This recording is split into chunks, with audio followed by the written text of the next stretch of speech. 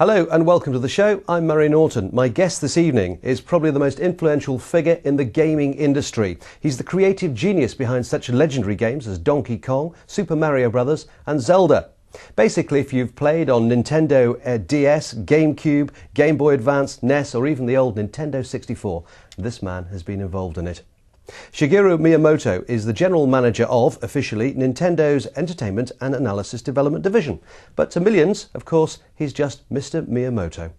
Let's have a look at the great man's work.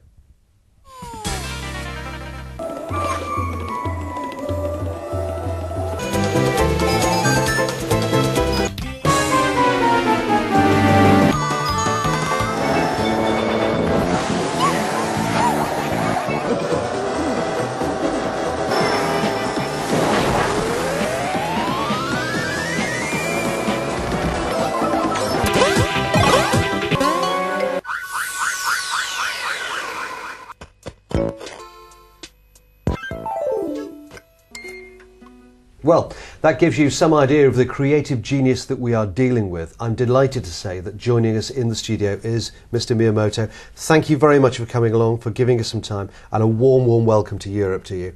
It's great to have you here.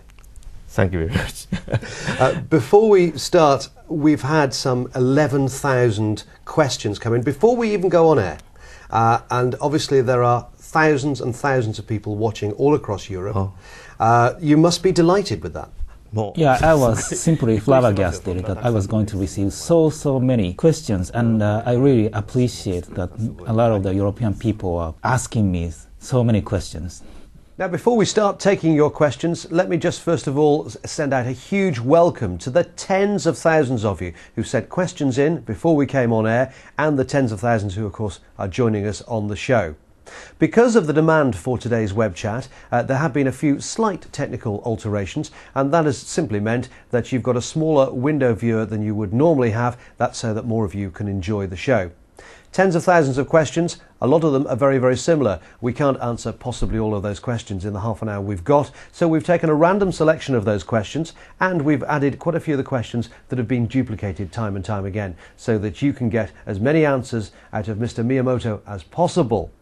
The other thing to let you know is that Mr. Miyamoto can understand everything that I'm saying because his English is very good, but he's much more comfortable speaking in his own native language, Japanese. Therefore, for those who want to follow this in English, there is a translation and a translator's voice that you'll hear over the top of Mr. Miyamoto's. For those that wish to follow it in another language, there'll be a transcript at the bottom of the page. Well, given the time constraints we've got, let's start taking some of those questions immediately. And our first question comes from Andreas in Germany. Thank you for your question. Mr. Miyamoto, Andreas in Germany would like to know, where does your inspiration come from for making such original games?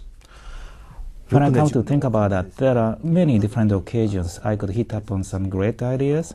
My way of making games, most often that I try to think about my own hobbies and things that I'm very interested in. Based upon that, I try to construct my game ideas. Or sometimes my boss or President Iwata simply give me the command as to what you need to make. And sometimes I come to think about great ideas just while we were chatting among our friends. So many different occasions. Our second question is from Leroy, who's in Holland. Hello, Leroy. He wants to know, when you design games, do you come up with a concept and then show your colleagues to come up with further concepts, or do you prefer to work on them alone and then unveil them to the team? Our way of making games are just like this, that when I come across something really interesting, then I talk about that with our staff members, and then these staff members are actually making some prototypes or experimental programs. And then we're going to see that, and if we think that it is possible for us to work on that, and then we further discuss about that. And so it's a repetition of making the ideas, making the prototypes, try to test that, and then we are going to, that kind of ideas are going to shape up into the final product. Well, Leroy, I hope that answers your question. Let's jump back from Holland back to Germany once again. And Matthew's in Germany. He has a question for you, Mr. Miyamoto. You often speak about fun and how a universal thing fun is, that everyone can enjoy. What aspects of video games do you find fun, and what new types of fun do you think people will be having with games in the future? Well, I myself the kind of the game player who always want to move my muscles, move my body. So even though that when you are playing with the video games, even though when you are holding the controller with your both hands, I would like to feel that kind of physical feeling through the controller. That's the way how I am making video games myself. So actually, I really want people to feel as if they are, experiencing a lot of the physical, exercises by holding the controller. As you know by now that Nintendo has invented a very unique and unprecedented controller for the Revolution, and then Revolution will be Wi-Fi connected. And looking around outside of the Revolution, there are many other technologies becoming readily available. We have the GPS and we have the satellite. And, we are going to have the PCs and laptops, which are becoming smaller and smaller and cheaper. Altogether, I think they are going to create some new great entertainment. Well, hopefully that answers your question fully there, and I'm glad that you were talking about Revolution, because our next question is from Carlos in Spain. Carlos, welcome to the show, and thank you very much indeed for your question. Carlos wants to know, as a video game designer, what about Revolution and the Revolution controller excites you most, that you can explore new kinds of games or further expand or enhance franchises like Mario and Zelda? What we could do as game creators is just to improve the quality of the game contents to be appearing in the game monitors. That's all. However, now that we are creating the Revolution and creating the very unique Revolution controllers, that things are going to be drastically changed. How to play with the video games itself is going to change, and specifically how you are going to face with the ordinary TV set. As you may know by now that Nintendo is going to integrate the pointing device into the handheld remote controller, so that all you've got to do is just point somewhere on the TV screen and click some buttons and something happens. I think it's similar to how you have already felt about touching the DS panel switch for the first time with your own hands. And now you may opt to choose the separate controllers held in both hands separately. So your hands are now going to be free as ever, and you are going to be engaged in unprecedented action play style yourself. So that what we can imagine is that even though the game itself can be simple enough, yet it is going to give you the sensationally unique gaming experiences. We are now doing a kind of experiments and making Mario jump simply by pointing him and clicking, just like that. And in case of Zelda, just suppose how fun it will be when you swing the controller, Link will swing his sword, just like that. Alfonso in Spain, how are companies reacting to the new way Nintendo are planning to design the controller?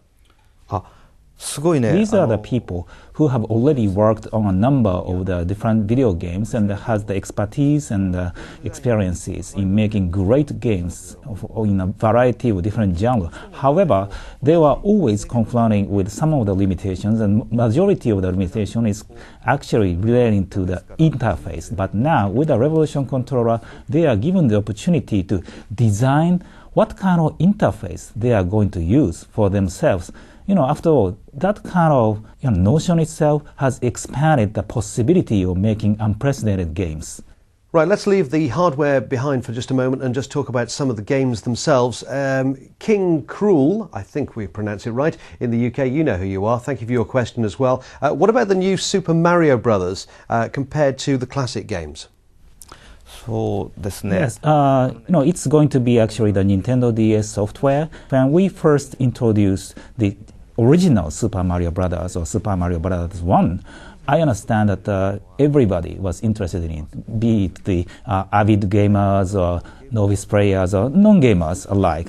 And we really want to create something similar with this new edition of new Super Mario DS. We have some concern that latest edition of the Super Mario series may be too much complicated for the people who are going to touch the Nintendo machine for the very first time. We really want to go back to the basics with this Nintendo DS edition of the new Super Mario Brothers, so that everybody, including the non-gamers and the veteran gamers alike, everybody is going to play and enjoy themselves. That's the concept behind making of the new Super Mario DS. Yeah, having said that, however, of course, Nintendo DS has such a powerful processing power as well as the display capability. We are actually taking the full advantage of these kind of high-tech aspects. All right, well, I have to say, we've had so many questions about Mario. We're trying to condense them all down here. Thank you very much indeed for joining us wherever you are across Europe.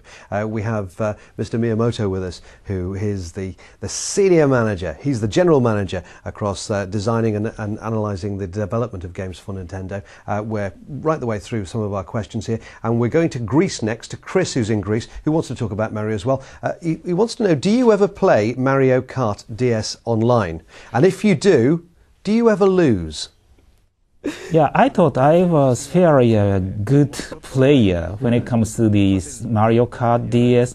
Unfortunately, however, as soon as I tried the Wi-Fi connection mode of the Mario Kart, I was very badly defeated, and so that I felt like I would never do that again, unfortunately.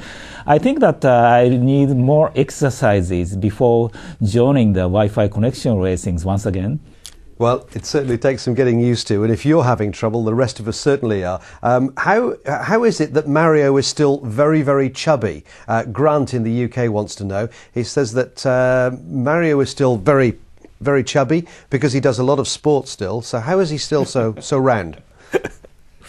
いや、マリオね、結構締まってるんですよ。筋肉質なんですよ。ぽっちゃり見えるけど。で、僕も最近ちょっとウエイトを落としましたし、これからそうですね、もっと絞っていった方がいいですね、マリオも。もっとスポーツやらせましょうか。The fact of the matter is, yeah, even though he may look like a little bit chubby, yeah, he is kind of muscular guy, yeah, in my own idea. And yeah, come to think about that, I myself is trying to be, Mario, not chubby, but try to lose my weight even by a little bit, so that I think that Mario can be my role model when it comes to the weight control. But if you think he is chubby, well, what shall we do? Maybe I should let him be engaged in that more sports, right? Well, I think it's great that we get an insight into your family life as well as into the gaming world as well, Mr. Miyamoto. A question in from Kirby192 in France, who wants to know, will we be able to download items to Animal Crossing Wild World here in Europe? Yes, actually back at Nintendo, almost all the development works have been completed about new Animal Crossing DS. And just like in Japan, we have already started doing the downloadable services. I'm sure that you are going to have the similar downloadable items in Europe as well. But unfortunately, as of today, I'm not in a position to tell you exactly what kind of schedule they have in Europe and what kind of downloadable items are there. But please come visit the site, probably this site or Nintendo home websites, and check to see the latest information available. But I'm sure that in summer of this year, you are going to receive some of those services. So there you have it, Kirby192 in France. Keep checking the downloads. Jeff here in the UK wants to know, Mr. Miyamoto, what is your brain age, firstly? And secondly, what do you think of brain training? Yeah. Whenever you try out your brain age by brain training for the first time, you are not so good. I'm now 53 years old, and I have to confess that I do not recall how old my brain age was at that time. But after doing a lot of exercises, I recall that I was as young as 20 years old. After a while, I didn't do the exercises, and immediately I became 24 years or something like that. I need to do the exercise again and again, and sometimes I recall that I wanted to show off my brain age was 20 years, so that I just paused it and put it on sleep mode to show it around to the people around me. As if you need to show off ever, but we have Kirsty from Sweden. Hello, Kirsty in Sweden. I hope you're enjoying the show. I really love Nintendogs, says Kirsty. What do you think of it, and why do you think it has been so popular? the reason why we came up with the idea of the Nintendogs is I have my own pet dog, companion animal. And then I noticed that as soon as I started having my own dog, I noticed that a great many people surrounding me were actually having their own dogs, and they are communicating with each other about so many subjects of the dog. And that was a kind of a surprising experience for me, that noticing that so many people around me were actually talking over their dogs. And I thought that, yeah, maybe it's a great idea for us to deal with the subjects of dogs in a video game. And one other subject, of course, is about the Nintendo DS's functionality. What we really wanted to do with the Nintendogs was to have a very nice and good communications with the puppies. And then we thought the touch panel and microphone shall be the very good functions for us to tackle with, how to enable such kind of unusual communications with the puppies. So I think that, of course, we have to attribute the success to the those kind of unique mechanism incorporated into the Nintendo DS hardware. I'm delighted that you've got the DS Lite out there, because we've got a question about that from Wong, who's here in the UK.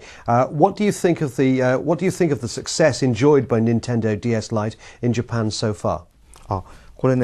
Yes, this is the Nintendo DS, only available right now in Japan market. As you can see, this is smaller and thinner than the original Nintendo DS and lighter than that.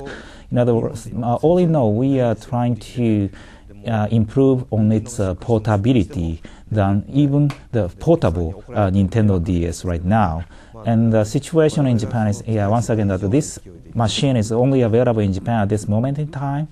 And we are now trying to ship as many Nintendo DS Lite into the Japan market as possible for the moment. However, just as we ship the new hardware units to the market, they are actually being snatched by the consumers. So that, the demand there is just growing up, and our supply just cannot catch up with that. That's how the DS Lite is selling in Japan. Well, that's pretty fantastic. I actually think that I should keep this one in England, so there's one in England as well. But I better hand it back to you. That's great. That's enough about games for the moment. We've got all sorts of questions coming in. I've got one in from Rashduas. I hope I've got your name right there. In the UK, wants to know, newcomer studios Nibris and Crossbeam have recently announced several Nintendo exclusive games that they wish to develop. Do you think such small teams can succeed, and will Nintendo support them? Well, the fact of the matter in this video game industry is that in order to make one game, we are now required to have a huge team and long time in order to make the games. Or maybe that people are actually misunderstanding that. I mean, the game designers are misunderstanding that, as if we need the great many developers in order to create one single masterpiece. Just an example is the brain training game that is going to hit the European market pretty soon. In order to create brain training game, we need very small number of the team member, and they spend very short time period in order to complete this greatly successful video game software. So by introducing such unique hardware like the Nintendo DS with a unique interface, Nintendo is always trying to support those small team members with the great ideas all the time. Well, okay, thank you very much indeed for your question. Let's go to Christian, who's in France. He wants to know, and here's a question we've had many times over, Mr. Miyamoto. When I grow up, I want to be a games designer. Okay, what education and qualifications do I need? And can you give me any tips on being a game designer? When I was young, there was no such career as game designer, game creator, game director, game producer at all, because there weren't any video games at all. So what worked well for my career as the video game designer is, I think I was studying some aspects of arts myself seriously. And now, that if I could advise anything for the people who are willing to become the video game designers in the future, I think I should say you should be a kind of the professional in certain area for yourself. I really don't know what kind of area it is, but I hope you can make something with your own hands. Try to experience as many things as possible. When I was a child, aside from the schoolwork, I recall that I was engaged in a lot of the activities as a child, such as playing rivers and doing baseball outside, and I was forming a musical band. I have done great many things. Those kind of extra experiences are actually helping me thinking about many great ideas as a game designer. Let's just say that that was probably the most popular question that we had in the tens of thousands of questions that we've had today. Now, obviously, we cannot possibly this evening get through all of those questions, but we've tried to get as many in as we possibly can. Just a few minutes left and a few personal questions, if we may. Still in France, a question that's come in said, how do you feel to receive a French cultural award? That must be a great honour. Ah. You have it with you? 持ってきたんですけどね。はいはい。 That's great. How do you feel to receive that? I don't think that I have received it for myself, but for the past 20 years or more than 20 years or so, I've been working with a lot of my friends in order to create great games. So I have received this award as a representative of so many colleagues whom I have worked with for so many years. A total of 3 people, 3 game designers, receiving this specific award in Paris the other day. And we all agree that this was a great opportunity because the French government has kind of recognized the video games as a form of art and culture. So we are very, very honored to have received this great honor this time. It is a great award and congratulations on it. From France to Belgium, Roger, who's in Belgium, hello and welcome to the show. What do you do in your spare time? Well, whenever I have the spare time, I'm trying to spend my spare time with my family members, and plus, I like playing or practicing the guitar for myself, or another unusual musical instrument called dobro guitar myself, and of course, that taking my dog to a work is another important work for me all the time. Where do you see gaming in the future going? Where do you think we're going to go? Which direction will gaming go into the future? Yeah, after all that, nobody can tell what's going to happen within 10 years' time.